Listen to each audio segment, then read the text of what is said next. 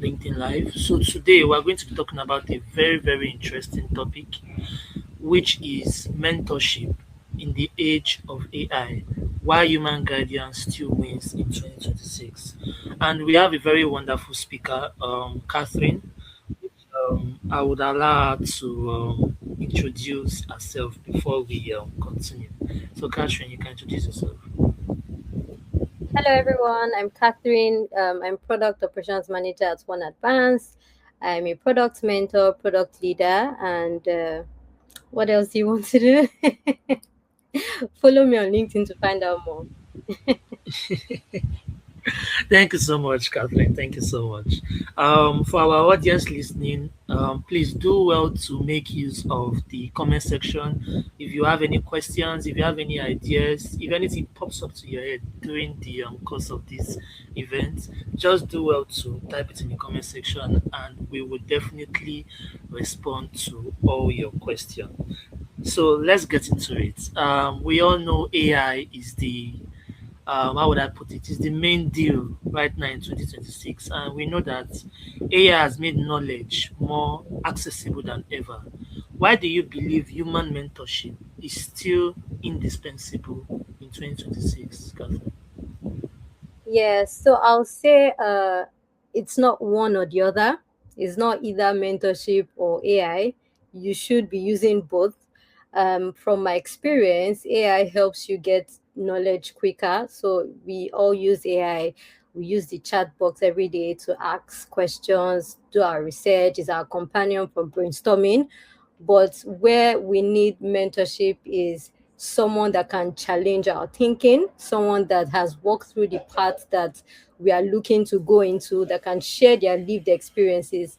Of course, AI has not lived the experience and they cannot relate, AI cannot relate to how well human intelligence, right, will relate to a situation that they've actively gone through, have overcome, and sharing their, sharing your story as a mentor. So I would say it's a combination of using AI, right, to acquire new skills for learning, for brainstorming, as your partner for research, and then also leveraging mentorship in the aspect of getting physical or personal guidance for a path that you're looking forward to going to that someone has already walked.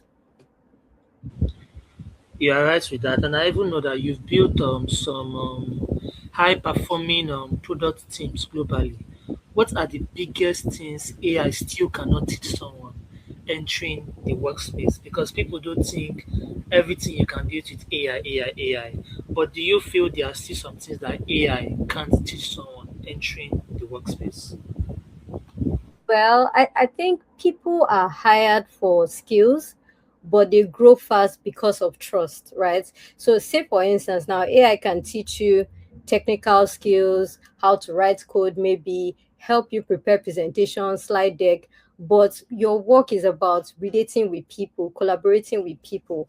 You have to build trust, you have to manage relationship, you have to handle feedback, influence others. These are skills you develop by working with people, not by chatting with AI or asking AI 1 million questions. So I'll give an example. I mentored someone who was technically very strong. I mean, all the technicalities of doing data analysis, product management, they were really good at their job. Their presentations, excellent, but they struggled in meetings because they focused on proving they were right instead of listening to people, right? So I walked through with that person, right, to help them see how they can ask better questions, listen first, and understand different points of view. And a few months later, they got feedback from people that is much easier working with them compared to before.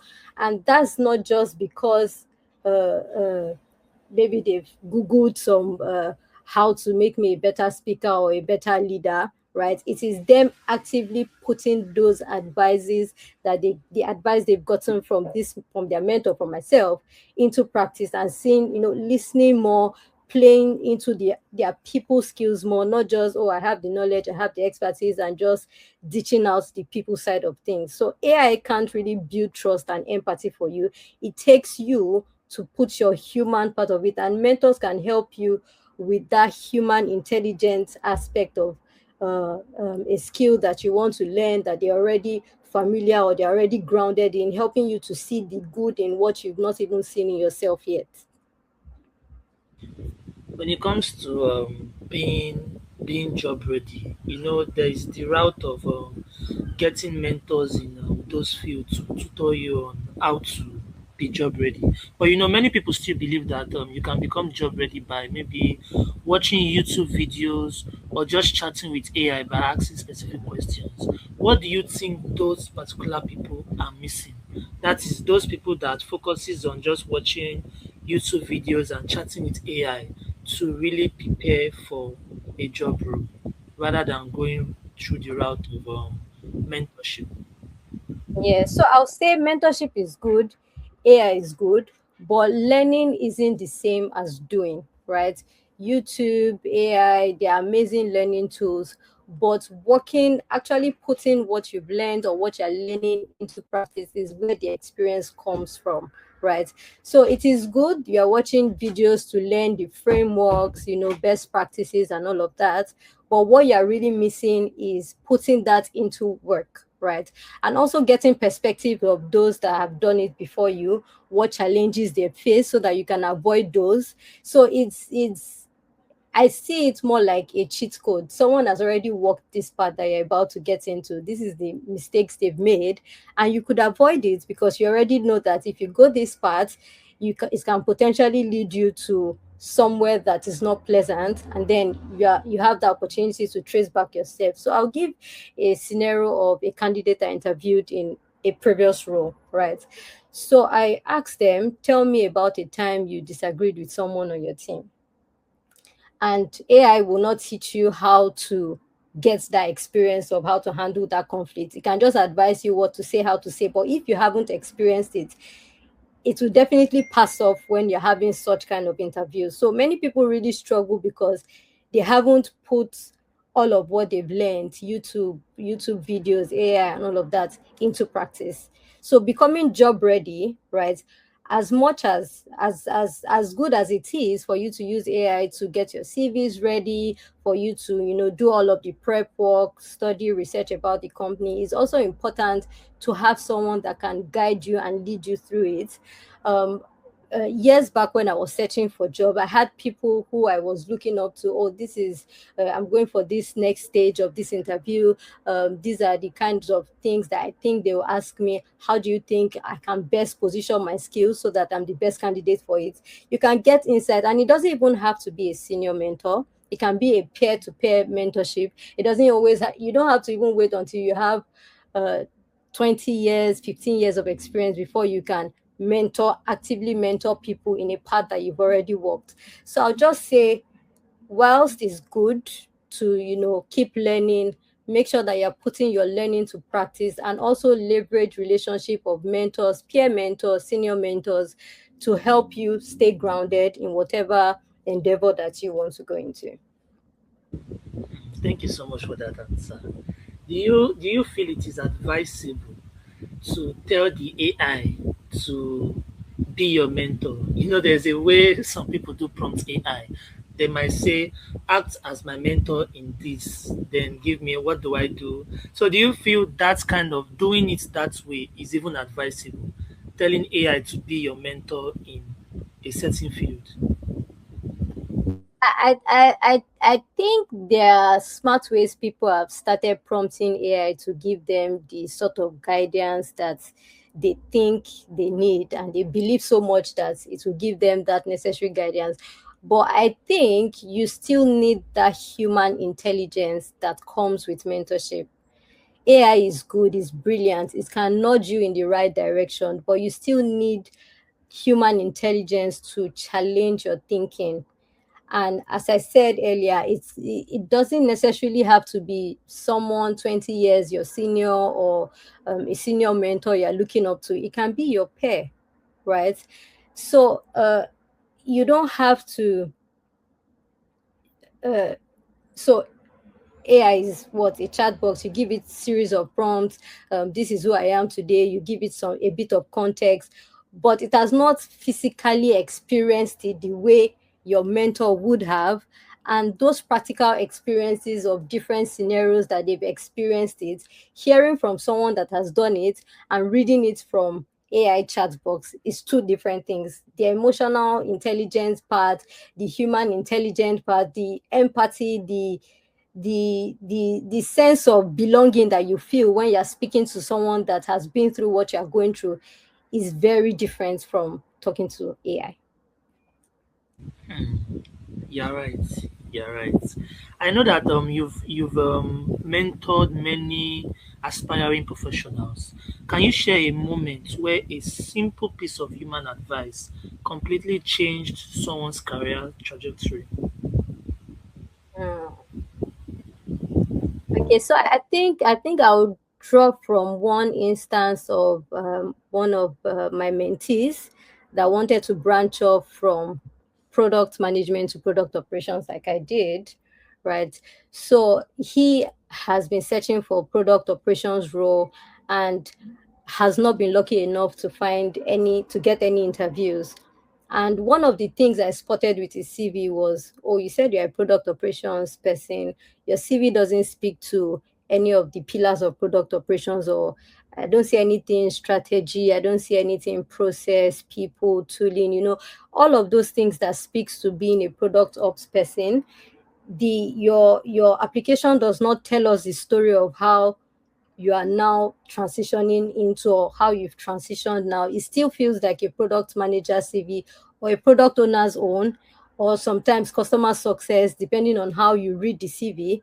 So I think what we did was to take a step back. Of course, AI would have helped him to give a generic CV that will still work, but it's when he's presenting himself, say in interviews, it was a lot harder to come up as a product ops person because you would not speak in the same language that the hiring manager is expecting, right? So I helped him to walk through how to position his how well to position his expertise, his skills, to show how transferable they are to this new field that he's venturing into. And although he hasn't gotten him yet, I don't want to say it has gotten him a job already, but at least he's getting more interviews than he would have ordinarily gotten. Another thing was LinkedIn, right? LinkedIn tagline, nothing says product operations, nothing says you're doing product. Was just bland. And I'm like, no, you still need that visibility of how a good LinkedIn profile that explains exactly what value, right, you're going to give to whoever wants to hire you. So if you're a product ops person or a product manager, your LinkedIn should scream that you are into product, basically. So yeah, I'll say it at least it helped to move the needle of not getting interviews at all. That stage of getting cut out from the CV stage to getting more interviews. We're still working on better presentation, better representation in rooms, basically. Oh, that's a very powerful experience. I myself is learning a lot in this. I'm really learning a lot. Before we continue, I just need to remind our audience that if you have any question, please do well to type it in the comment section. If you also have any thoughts you would like to share, also type it in the comment section. Be rest assured that we see your comments and we would address each and every one of your comments by the towards the end of today's session. So do well to comment. So back to our topic. I've also noticed that you've transitioned from accounting and economics into product leadership. How important was mentorship during those career transitions? Okay. If I've been honest, my transition from accounting to product was by chance, if I'll say by chance. So it wasn't an intentional, I've seen this career in product and then I want to transition, and then I went to start searching for who can mentor me into product. So for audience in Nigeria, if you're familiar with NYC, I got posted for, it's like a 1 year after you graduate after your undergraduate study, you serve your country for about a year and you get posted to any company for that space of 1 year, serving the nation. So I got posted to a software tech company. So from then, I had the opportunity to understudy the head of product or the product manager at the time. So from there, I picked up skills in product management and even some part of software testing. But I knew that I didn't want to go into software testing. It was more of product for me. And eventually, I transitioned to product operations. So I didn't exactly follow the conventional route of, oh, I think I may be good in this. It was just something I stumbled into, and I fell in love with along the way, and I decided to stick with it. So yeah, but I would say whilst building my product career, I was actively following people that I saw were doing very well, at least from LinkedIn view, their post and all of that in product, sharing my thoughts on what I feel about whatever post they make, just commenting on it for reach and all of that.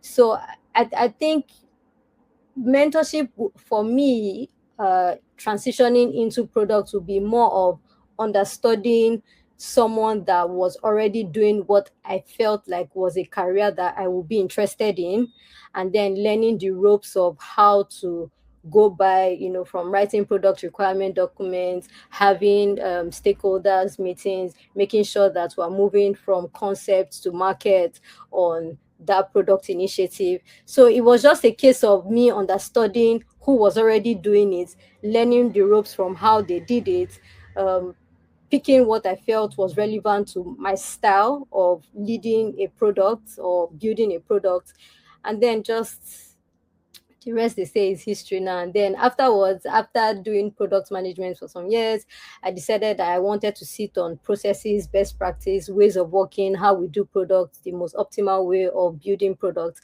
And I transitioned to product operations. Still on that journey, when I transitioned to product operations, I started following people that were already, at the time, it wasn't a popular field in products. So I was following the few people that were already in product operation, learning from their posts, subscribing to their Substack, just learning all that it could because it felt very aligned to what I would like to do.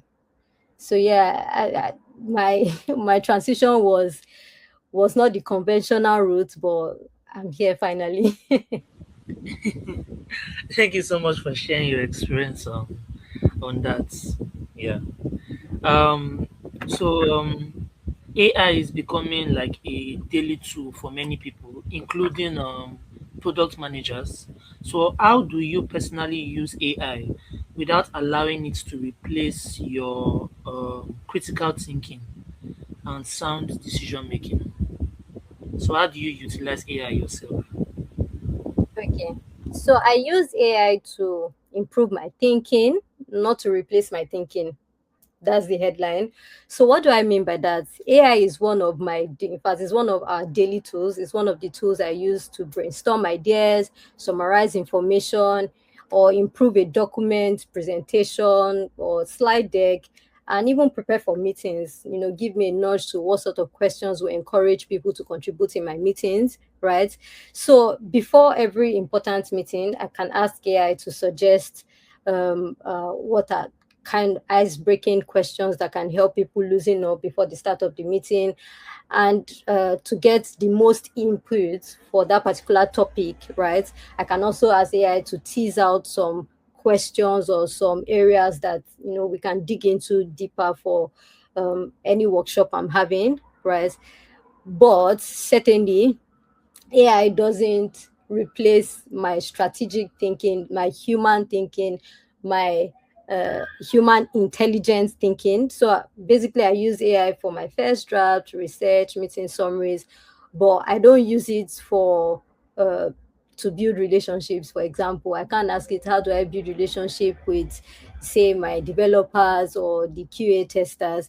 That's up to me to strategically work out the best way to relate better with people, not AI doing all the. So it literally does the heavy lifting of time consuming activities that will ordinarily take me a long time to finish, while I focus more on the strategic stuff that needs my intelligent input rather than just a bunch of AI suggestions. You're right. And I'm still even in the topic of AI. What advice would you give a professional who feels overwhelmed by the speed at which AI is changing industries. Because, for example, look at graphics designers. Graphic designers of 5 years ago and graphic designers of now, the ones not using AI are already left behind, basically. So AI is really changing a whole lot of industries. So what advice would you give professionals who feel so overwhelmed by the speed which AI is even changing their own industries? Yeah, so one key advice is don't chase every tool. Oh, there's a new tool that does this, then you're jumping on this. Oh, there's a newer one that does this and you're jumping on the next one. Try to solve real problems, even if it is your own problem. So you have a recurring task that you always have to do every time. Find a way to automate it to make the work less for you. That's what I mean by solve real problems with it. So every week there's a new AI tool. If you try to learn everything, you end up mastering nothing. So instead, focus on one or two or three tools, any tool that helps you work better. The goal isn't just to know all the AI tools that there is to know. The goal is to become better at your job. And how can you use AI to get better at your job? Use it to automate all those repetitive tasks. Let it be your co-worker, right? In terms of challenging your thinking in some areas, prompting it to challenge what blind spot have I not considered that you're seeing, that kind of thing, right? So is going to keep changing. Everything in tech is going to keep changing. The tech of years before now is not the same one as AI, and the one of tomorrow will not be the same as today. So as it keeps evolving, keep actively solving a problem, right? Don't just, oh, there's a new course or there's a new training on AI. Let me go get the certification so that I stay relevant. It's not getting the certification that makes you relevant in AI. It's how well you apply it and how much problems that application that you are using the AI for is solving. So pick one to use it every day, solve new problems. Thank you so much for that answer.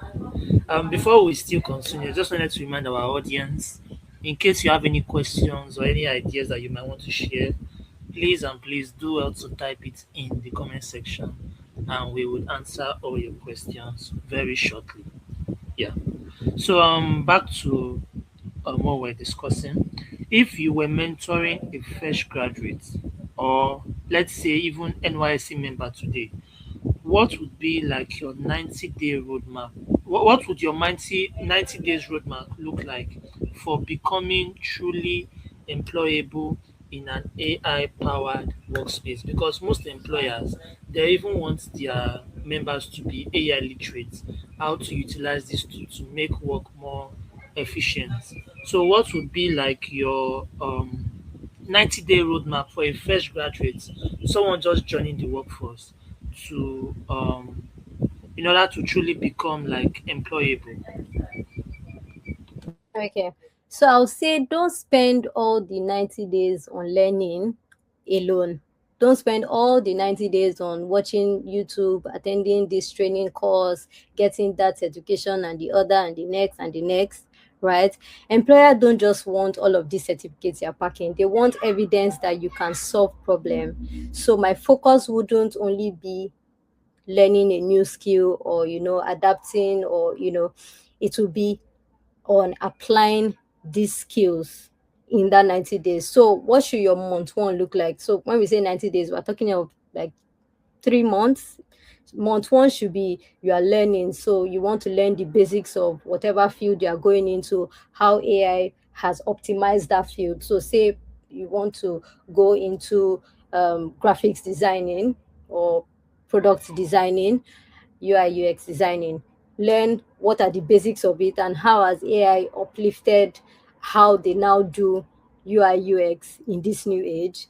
Understand what the chosen career is about and then improve your communication. So just learn in the first month because you have to get the basics. Then, whilst you're learning, you want to pick up applying what you've already learned. So, complete one real project. We are in the age of vibe coding where you can, with just a series of prompts, you can build a whole application. complete one real project, create a portfolio, share your work online, speak about what you're learning about, take us through your journey on LinkedIn. Oh, this is my 90 days training to become XYZ. I took this training course, I have built this, it is serving this, the impact this is having. And then what should your month three be like? Connecting, right? Go for events. Even from your first, second, third month, you should already be connecting with professionals within that field or that career path you're choosing. Find a mentor. Even it's not the case where you just go and say, would you be my mentor? You can start off with following them on LinkedIn, actively engaging in their posts, commenting, reaching out, and even attending industry events, joining a community. I'm a part of the female product lead community. Joining a community of like minds where you can share your thoughts, you can share whatever struggles, and they can genuinely help you. Attend networking events, do practice interviews. You can do peer practice interviews, ask for feedback, keep interacting with people, keep, you know, applying for, say, internship positions. Keep trying yourself to see, oh, what are the sort of questions, what are the kind of things they are looking for me to have that I need to learn more or I need to build on. So I'll say break it into phases of learn, build, and connect. And the connecting is all around the 90 days. You don't have to wait until you finish learning and building before you start connecting with people. Actively start connecting. Yeah. Thank you so much. Thank you so much for that answer. Hold on.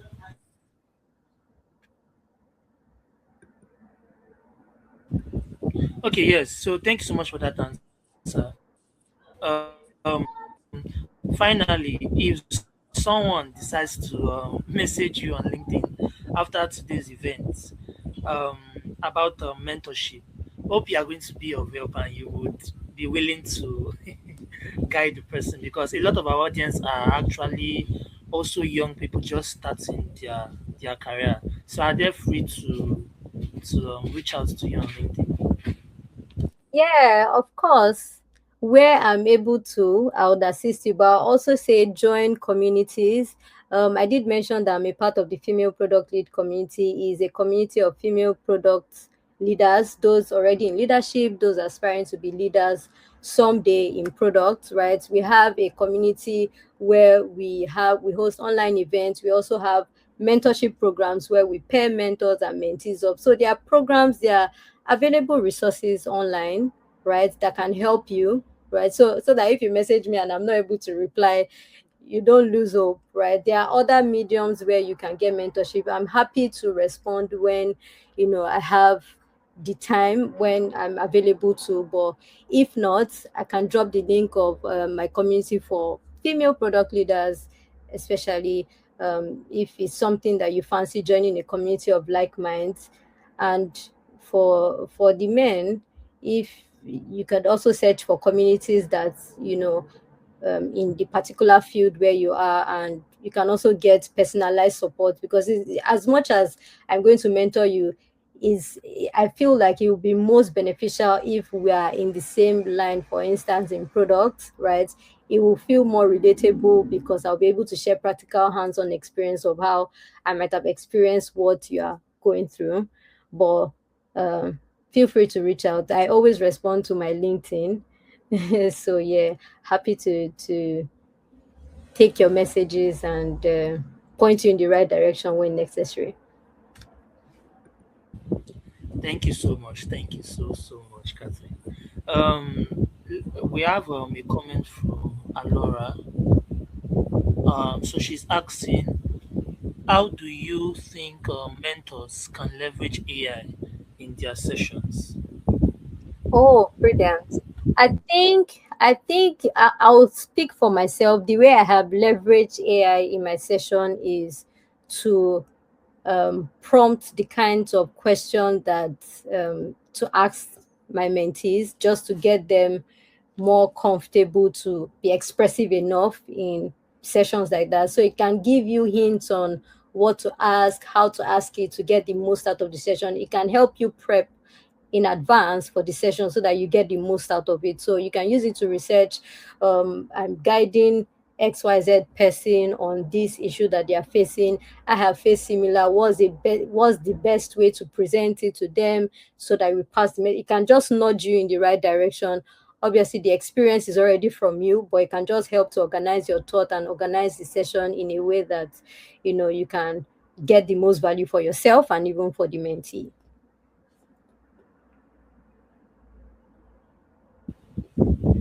Okay, thank you. Does anyone have any other questions to ask? Please, if you have any other question, just type it in the comment section so that we can address your question.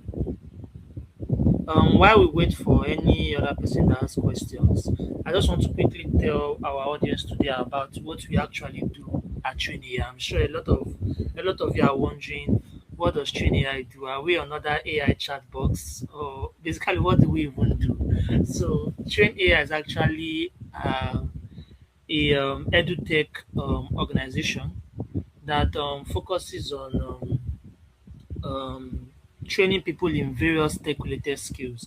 So whether you want to learn coding, front end, back end, software, The best career.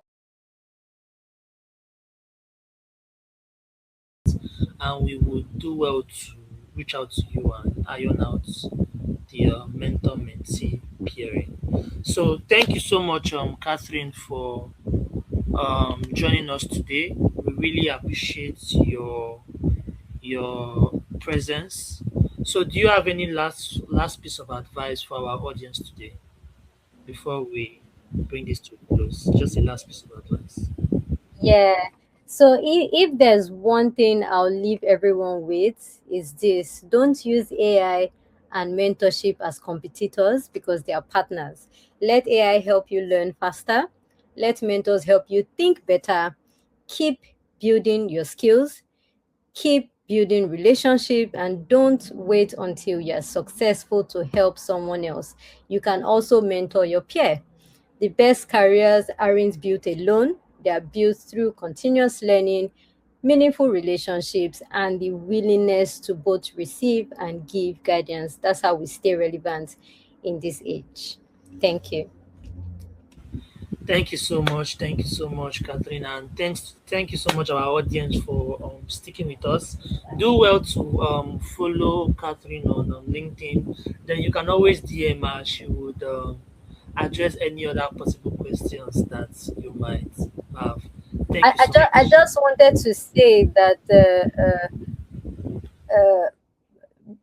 I think we had a question on technician, the mentorship on visas. I don't know if we spoke towards there. Yeah, so that particular question, let me pull it up. Come. So, as someone recognized by technician as an exceptional talent, what role did mentors, sponsors, or professional network play in reaching that milestone? Okay. So for me, yeah, in terms of my technician application, uh, sponsors, mentors, they went a whole long way for me, right? Because you certainly cannot recommend yourself for when applying for the global talents. You have to leverage the relationship that you've already built with industry leaders within your field to speak to the credibility of the works that you've done, and they cannot speak to it if you have certainly not done the work, right? So I had mentors from the communities that I work with at the time, female product lead, the WIF community at the time, and my previous employer. And I also started doing a bit of research, or continued a bit of research that I was already doing.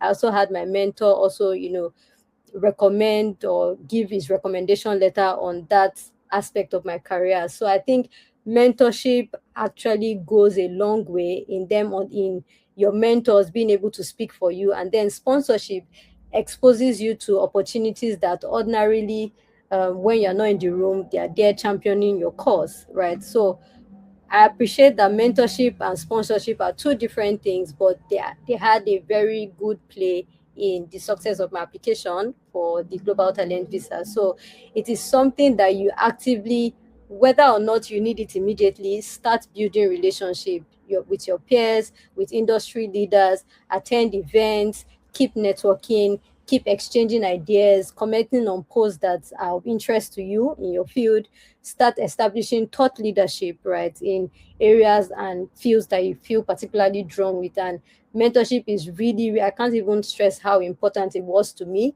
I found it very helpful. Times when I was discouraged, and you just get that little nudge of people that even see the best in you that you'd not even see. So yeah, it really played a very huge part of the success of my application, and even helps to amplify the impact I've had over the years.